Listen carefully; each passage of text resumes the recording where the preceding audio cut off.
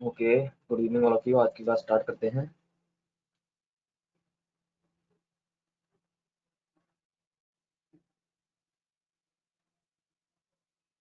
Last class में हमने पढ़ा था रीइंबर्समेंट का प्रैक्टिकल, कि किस किस तरह से रीइंबर्समेंट के पे हेड्स बनाए जाते हैं और उनके थ्रू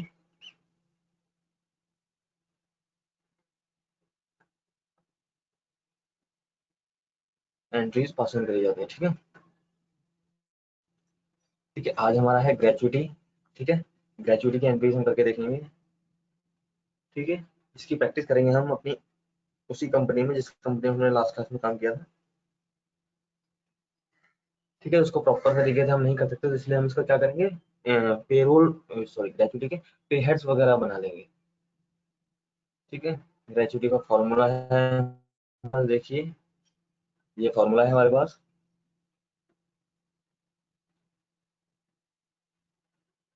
ठीक है, लास्ट ऑन सैलरी जो होती है वो होती है बेसिक प्लस डीए। यानी कि अगर उसको एम्प्लॉय को डीए मिल रहा है तो वो बेसिक सैलरी में प्लस होकर उसकी बेसिक सैलरी बताई जाएगी। ठीक है, और अगर डीए नहीं मिल रहा है तो बाय डिफॉल्ट उसकी बेसिक सैलरी जितनी है उतनी लिखी जाएगी। ठीक है, लेकिन अगर उसको डीए मिलता है तो जो लास्ट ऑन सैलरी होगी वो विद डीए के, ठीक है, सिर्फ बेसिक सैलरी नहीं होगी, वो विद डीए के साथ होगी। ओके,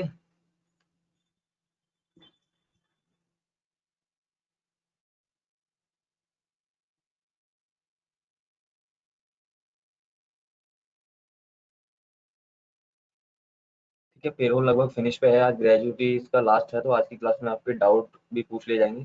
तो अभी तक किसी बच्चे को पेरोल में कोई डाउट आया है?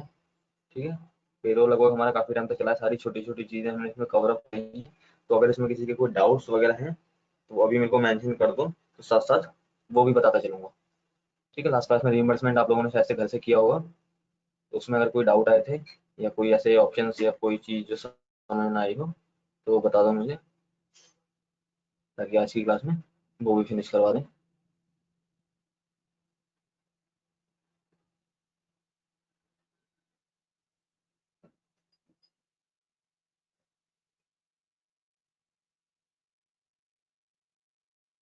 ठीक है, अगर किसी के डाउट है तो वो क्वेश्चन पैनल में लिख के बता दो मुझे,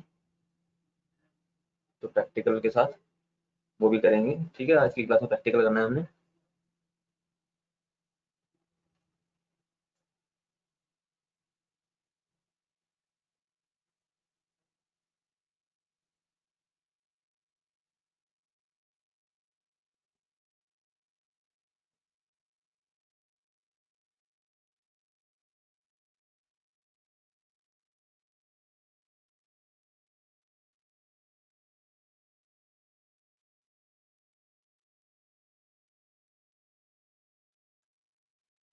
टैली की स्क्रीन सबको,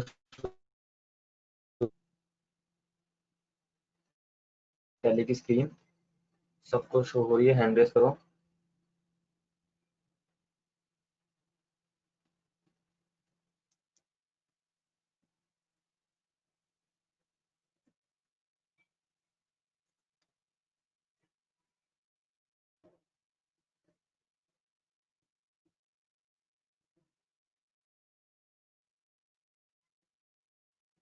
ओके, ठीक है।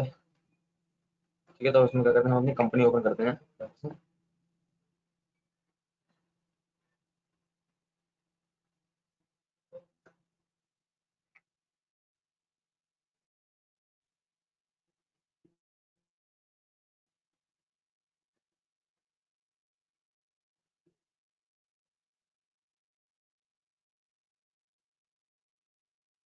कितनी कौन सी आ गई इसमें?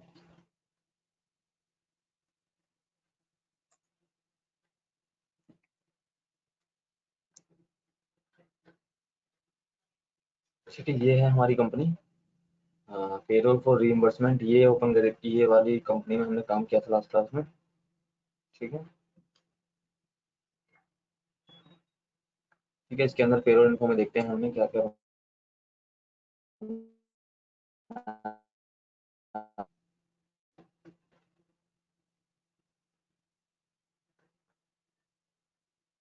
ठीक है, फॉर्मूला भी प्रैक्टिकल में करेंगे इंद्रजीत, तब समझा देंगे। ठीक है, समझाने के लिए इसमें ऐसा कुछ खास नहीं है, सीधा प्रैक्टिकल करेंगे तब समझ में आ जाएगा।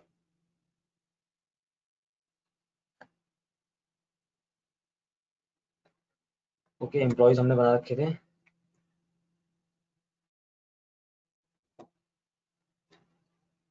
ठीक है, पे हेड्स हमने लगभग इसके अंदर सारे बना रखे थे। ठीक है, एक बोनस नहीं बनाया था और एक ग्रेचुटी नहीं बनाया, तो ग्रेचुटी हम आज बनाएंगे।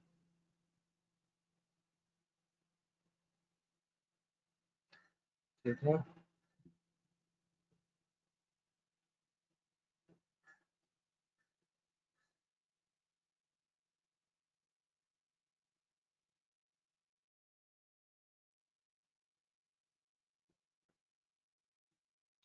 ठीक है, हैंड रेज करो। रीइंबर्समेंट का जो प्रैक्टिकल किया था लास्ट क्लास में, वो सब बच्चों का क्लियर था। हैंड रेज करो।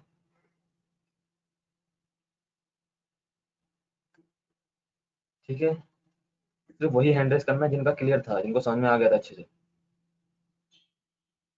और जिनको कोई डाउट आया था तो वो क्वेश्चन पैनल में लिख के पूछ सकते हो। भाई काफी सारे बच्चों को डाउट है इसमें तो।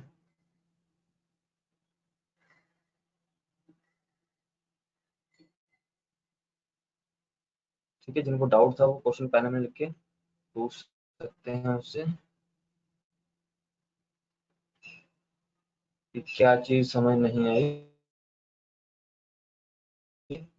वो चीज मैं आपको फिर से समझा दूंगा।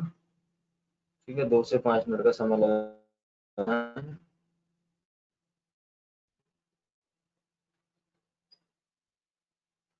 जतिन एक बार फिर क्या बताऊं, रीइंबर्समेंट के अंदर क्या चीज समझ नहीं आई वो चीज बताओ ना। एंट्री समझ नहीं आई कि पे हेड समझ नहीं आया।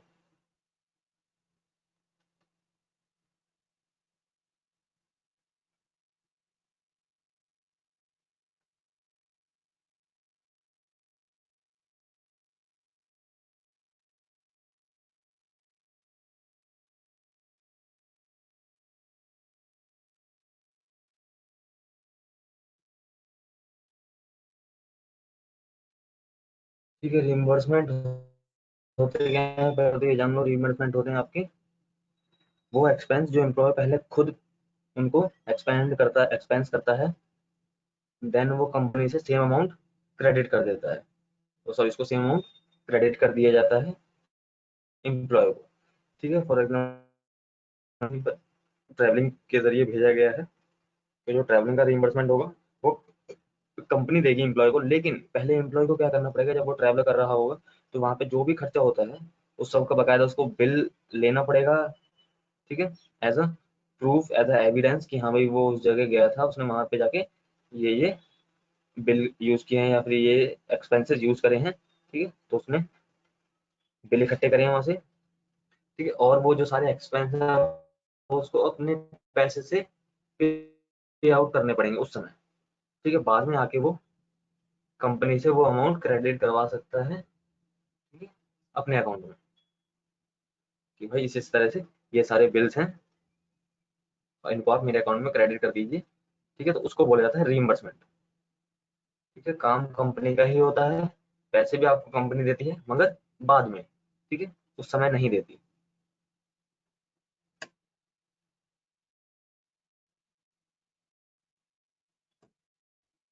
ये रीइंबर्समेंट अर्निंग फॉर एम्प्लॉयज होती है एक तरह से। ठीक है, यानी कि एम्प्लॉयज को मिलता तो है ही, भले ही वो पहले खर्च कर देते हैं। तो ये रीइंबर्समेंट का पे हेड है। ठीक है, इनडायरेक्ट एक्सपेंस के अंदर जाता है सेम जो हेड्स जाते हैं उन्हीं की तरह ये भी कंपनी के लिए एक्सपेंस होता है। और इसको हमने यूजर डिफाइंड वैल्यू पे रखा था, यानी कि हम इसके लिए कोई क्राइटेरिया सेट नहीं कर सकते। ठीक, काम की सैलरी 10,000 है, उसको दो दो होता है या उसको 200। ठीक है, 50,000 है, उसको 50%, तरह से हम उसको, क्योंकि हमें खुद नहीं ये कब होने इस एम्प्लॉय के साथ होंगे। ठीक है, तो जो भी एम्प्लॉय हमें या मैं एचआर में या मैनेजर को मैनेजमेंट में लाके बिल सबमिट करवाता है, तो हमें उस बिल के भी है। वो हमें देना पड़ता है। अब एंट्री कैसे करी थी हमने इसकी, वो देख लेते हैं।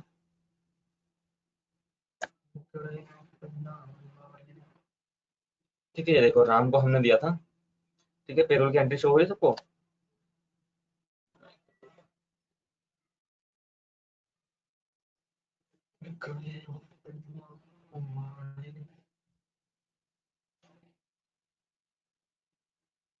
ठीक है, यहाँ पे देखो रीइंबर्समेंट किसको 500 रुपये दिए गए हैं। ठीक है, कौन सा मंथ है, 31 मई। यानी कि मई के मंथ में अगर वो कहीं पे उसने काम किया है, तो मई, जैसे मई में वो 2 तारीख को या 4 तारीख को गया था, तो ऐसा नहीं कि उसको उसी टाइम मिल जाएगा रीइंबर्समेंट। ठीक है, रीइंबर्समेंट भी आपको सैलरी के साथ ही मिलता है। अगर मई के मंथ में गया था तो नेक्स्ट मई की जब उसको सैलरी पे आउट होगी, तब उसको वो अमाउंट दे दिया जाएगा।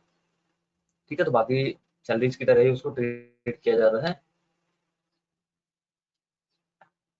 ठीक है, ऐसा नहीं कि वो जब भी लाके बिल देगा कि हाँ ये बिल है और मुझे इतने पैसे दे दो, नहीं, वो पैसे ऐसे नहीं देंगे। वो पैसे बकायदा पेरोल में एंट्री होगी और तब उसको वो पैसे दिए जाएंगे। ठीक है, तो देखो यहाँ पे आप देख सकते हो रीइंबर्समेंट की सबसे पहले हमने 500 रुपये की एंट्री की थी। देन हमने ऑटोफिल में ये एंट्री की जो अपने आप आई है। ठीक है, पर 500 रुपये की एंट्री हमने पहले की थी। ठीक है, समझ में आ गया। यस, तो भी करके दिखानी है।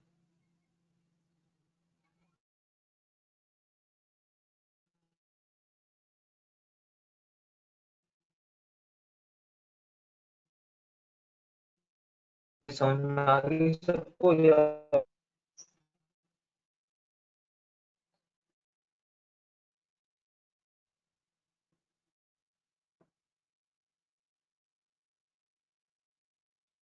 ठीक है, हम नेक्स्ट आते हैं ग्रेचुटी पे। ठीक है, ग्रेचुटी का भी हमारा क्या काम होता है।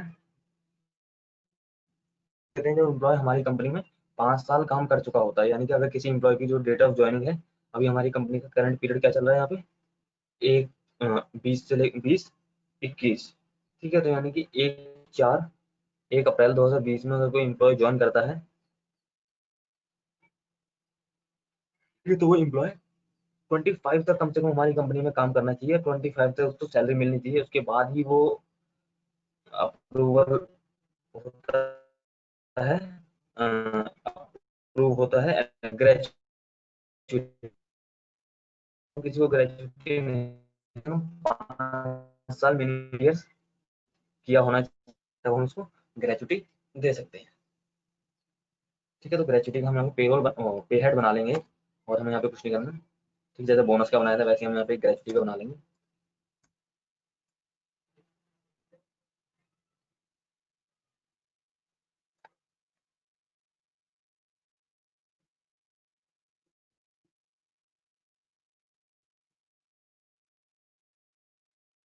ठीक है, जब ठीक है यहाँ पे हमें एक पे हेड दे रखा है। ठीक है, तो हमें इधर तो नहीं है, ये देखो देगा रीइंबर्समेंट। ठीक है, तो रीइंबर्समेंट का भी इसमें ऑप्शन दे रखा है। ठीक है, तो हमें इसके लिए भी अर्निंग फॉर जरूरत नहीं थी, पर भी गलत नहीं है, वो भी ठीक है। ठीक है, जैसे हमने बोनस के टाइम पे कई बार हम बोनस नहीं लेते, अर्निंग फॉर एम्प्लॉयज लेते हैं, तो उसमें कोई इशू नहीं है, क्योंकि है तो वो अर्निंग ही एम्प्लॉयज के लिए। ठीक है, तो मेनली अगर आपको ऑप्शन दे रखे हैं तो आप उन ऑप्शन को सिलेक्ट कर सकते हो पे हेड के टाइप्स के अंदर। अगर नहीं दे रखे तो आप अर्निंग फॉर एम्प्लॉयज ले सकते हो, नो इशू।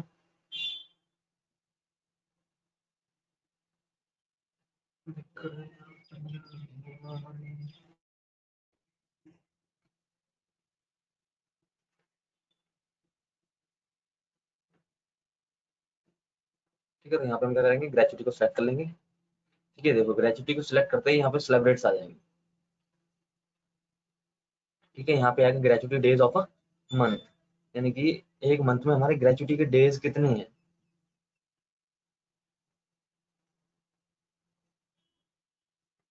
ठीक है, एक मंथ में हमारे ग्रेचुटी जो डेज हैं वो कितने हैं, तो यहाँ पे हम ना मंथ के डेज लिख देंगे। ठीक है, एक मिनट।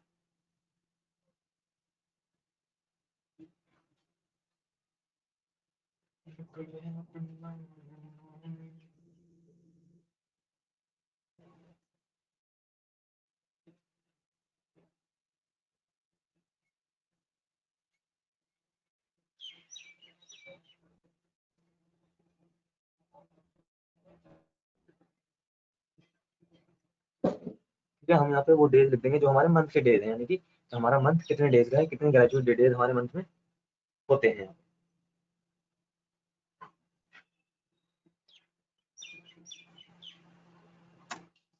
ठीक है, अब देखो, अब यहाँ पे हमारे फ्रॉम और टू। ठीक है, स्क्रीन सबको क्लियर हो रही है? अगर किसी को स्क्रीन क्लियर नहीं हो रही है, आवाज क्लियर नहीं आ रही, तो वो अभी बता देना। ठीक है, क्योंकि यहाँ पे थोड़ा सा मेन काम, जरूरी काम यहीं पे है जो भी है। ठीक है, देखो यहाँ पे है number of months. Number of months में क्या वो एनर्जी आपको क्लियर नहीं हो रहा? कुछ हैंड रेस किया है आपने? चलो ठीक है। ठीक है, यहाँ पे हमारे नंबर। ठीक है, तो अभी हमने बताया कि कम से कम एम्प्लॉय 5 साल काम करा होना चाहिए। तो नंबर ऑफ मंथ यानी कि 1 मंथ से लेके, ठीक है, 5 साल में कितने मंथ होंगे बताया कोई?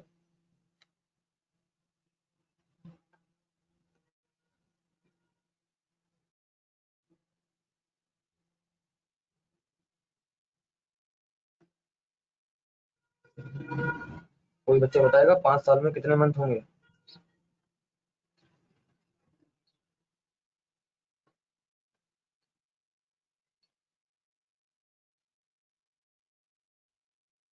ठीक है, 60 मंथ, 60 मंथ होंगे। बस बस बस भाई, आ गया मैसेज।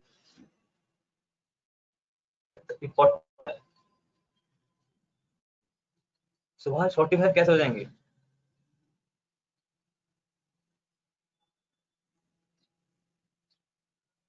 9 महीने का मंथ बना रखा है क्या आपने?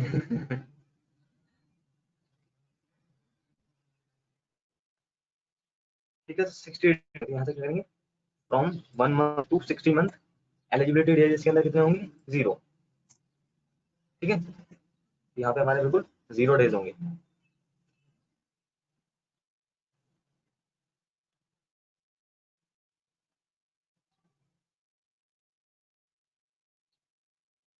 ठीक है, यानी कि वो 5 साल तक काम करता है, उसके जो ग्रेचुटी कैलकुलेशन होगी वो बिल्कुल 0 होगी, यानी कि 5 साल तक तो हम उसको ग्रेचुटी दे नहीं सकते, है ना? 5 साल तक तो हम उसको ग्रेचुटी दे ही नहीं सकते। तो 60 मंथ जैसे ही पूरे होते हैं उसकी कंपनी में, उसका 61 मंथ से ऑटोमेटिक यहाँ पे 61 आ जाएगा। 61 मंथ से 120 मंथ तक हम उस 15 एलिजिबल डेज कैलकुलेट करवाएंगे। ठीक है, 120 से लेके इन्फिनिटी हम उसको 15। ठीक है, ये अकॉर्डिंग टू फॉर्मूला है। ठीक है, इसको हम चेंज नहीं कर सकते। तो मैक्सिमम हम जो ग्रेजुएशन वो sorry gratuity calculation per year में जो डेज देते हैं वो हम 15 डेज ही, मंथ का हाफ। ठीक है, पर ईयर जो ग्रेजुएशन ग्रेचुटी की डेज देते हैं वो हम 15 डेज ही देते हैं। तो 60 मंथ तो हम उसको 0 डेज देंगे, बिल्कुल भी एक दिन नहीं देंगे। लेकिन 61 के बाद और इन्फिनिटी तक हम उसको 15 डेज देंगे। ठीक है, इस तरह से। तो ये आपका यहाँ से ग्रेचुटी की जो सेलिब्रेट थी वो वहां से हमने फिलअप कर दी है, और वहां से हमारी वो पूरी हो जाएगी। ठीक है, अब यहाँ पे देखो, यहाँ पे आपको दो ऑप्शन मिलेंगे, करंट लायबिलिटी या फिर प्रोविजन। ठीक है, तो ये किसके अंडर में आएगा? बता सकता है ये कि ग्रेचुटी किसके अंदर में आएगा? लगभग टैली पेरोल आपका फिनिश होने वाला है और आपको ये ऑप्शन पता हो।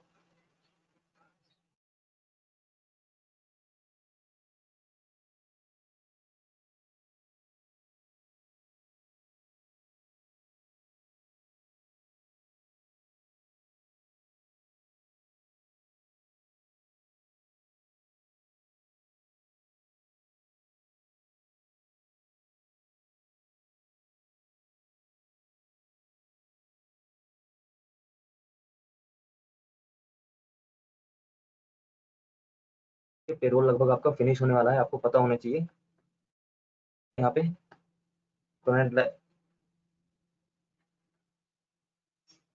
एक मिनट।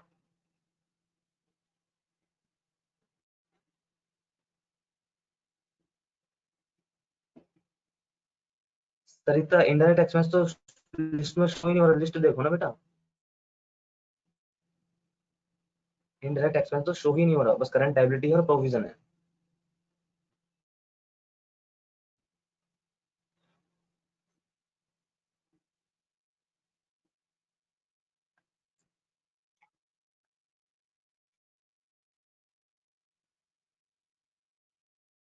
ठीक है, दोनों आपकी लाइबिलिटीज ही हैं, चाहे प्रोविजन में ले लो उसको, चाहे करंट लाइबिलिटी में ले लो, तो पर इसको लिया जाता है एज अ प्रोविजन। ठीक है, लाइबिलिटी एम्प्लॉय के लिए 5 साल बाद बनेगी, तो अब इसको एज अ प्रोविजन रखा जाएगा कि कंपनी एक प्रोविजन कर देती है कि हाँ भाई इतना अमाउंट हमें एम्प्लॉय के लिए देना है। प्रोविजन भी अगर हम रखेंगे तो देखो प्रोविजन के ब्रैकेट में क्या आ रहा है, करंट लाइबिलिटी, तो ये भी क्या होती है, करंट लाइबिलिटी ही होती है हमारी, चाहे हम प्रोविजन लें चाहे हम करंट लाइबिलिटी लें, ट्रीट उसको एज अ करंट लाइबिलिटी ही किया जाएगा टैली के अंदर। ठीक है, तो ऑप्शन आपको दो दे रखे होते हैं बस, क्योंकि दोनों का जो टर्म है वो थोड़ी सी डिफ्रेंशिएट करती हैं आपस में, उनके जो बेसिक्स हैं वो सेम है। ठीक है, प्रोविजन भी कहीं ना कहीं करंट लायबिलिटी से ही निकल के बनता है, यानी कि प्रोविजन हम सेट कर रहे हैं तो किसी न किसी लायबिलिटी के लिए सेट कर रहे हैं, यानी कि जब वो लायबिलिटी अकर करेगी तब हम उसके लिए वो प्रोविजन को खर्च कर देंगे।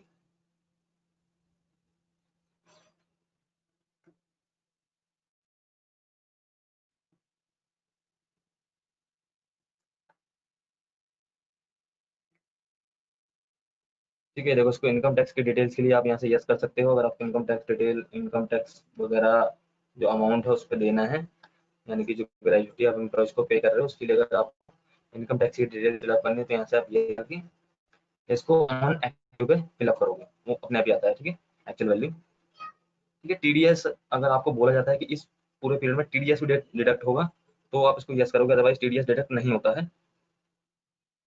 ठीक है, सीधा उस पर इनकम टैक्स अप्लाई होता है ग्रेचुटी के ऊपर, और एक्चुअल वैल्यू पे होता है जो एक्चुअल वैल्यू उसकी निकल के आती है। ठीक है, यहाँ से इसको सेट करके इस तरह से ये आपका एक ग्रेचुटी का पे हेड बन जाएगा। ठीक है, नाम लिखा हमने ग्रेचुटी, उसका पे टाइप हमने सेलेक्ट किया ग्रेचुटी, एंड देन हमने नंबर ऑफ डेज थे, यानी कि जो मंथ्स फिलअप थे वो फिलअप करे हमने। ठीक है, यानी कि कितने मंथ से लेके कितने मंथ तक हम उसको ग्रेचुटी उसके लिए एलिजिबल बनाएंगे, तो जब पहले मंथ से लेके 60 मंथ तक, यानी कि 5 साल तक वो बिल्कुल भी एलिजिबल नहीं होगा। ठीक है, 0 डेज जाएंगे, और 61 से लेके इन्फिनिटी तक 15 डेज जाएंगे।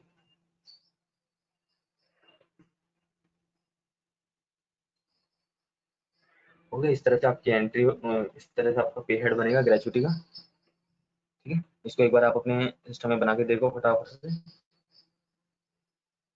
ठीक है, इसको मैं ऐसे एक्सेप्ट करके सेव कर देता हूँ।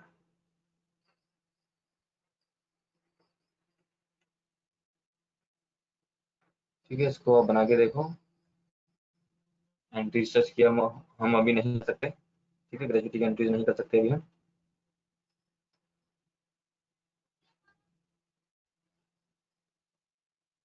ठीक है, इसके बाद हैंड रेज कर देना जिसका ये हो जाए। कोई डाउट वगैरह अगर आपके कुछ होंगे तो वो कंप्लीट करवा दिए जाएंगे।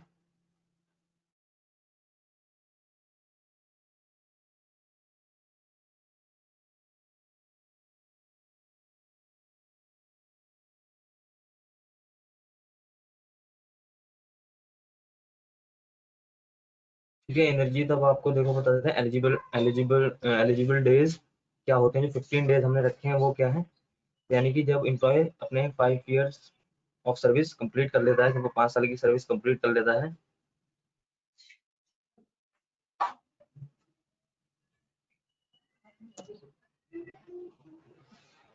ठीक है, तो उसके बाद हम क्या करते हैं, नंबर ऑफ डेज, कुछ एलिजिबल डेज उसके लिए सिलेक्ट करते हैं, यानी कि मंथ का हाफ, जितने भी साल वो काम कर रहा है उसमें हम 15 दिन और ऐड कर देते हैं। ठीक है, ये होता है एलिजिबल डेज।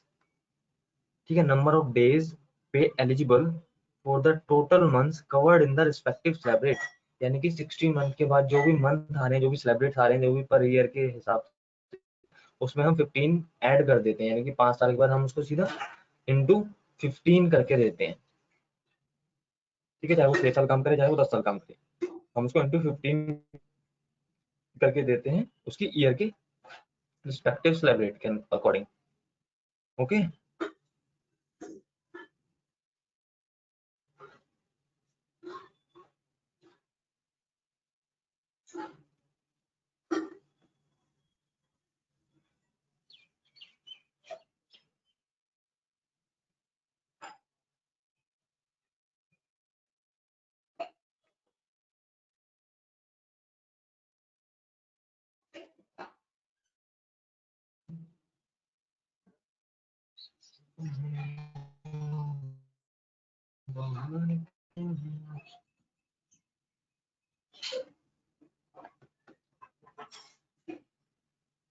बेटा एलिजिबल डेज ऑटोमेटिक कैलकुलेट कैसे होगा? 15 डेज आपको लिखने पड़ेंगे वहां पे, सब चीज ऑटोमेटिक नहीं होती।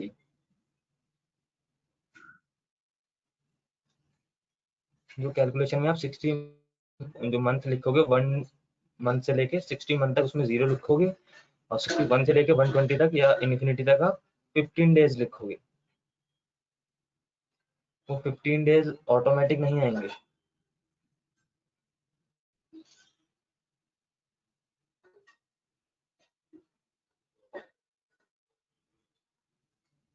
ठीक है, और किसी बच्चे कोई डाउट नहीं है?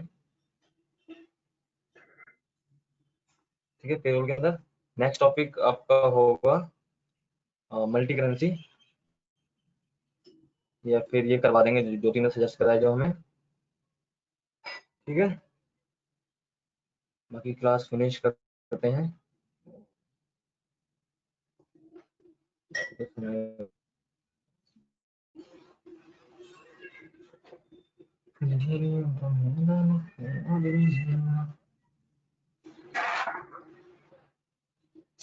ठीक है, और वो हम कर चुके थे, क्या नाम है,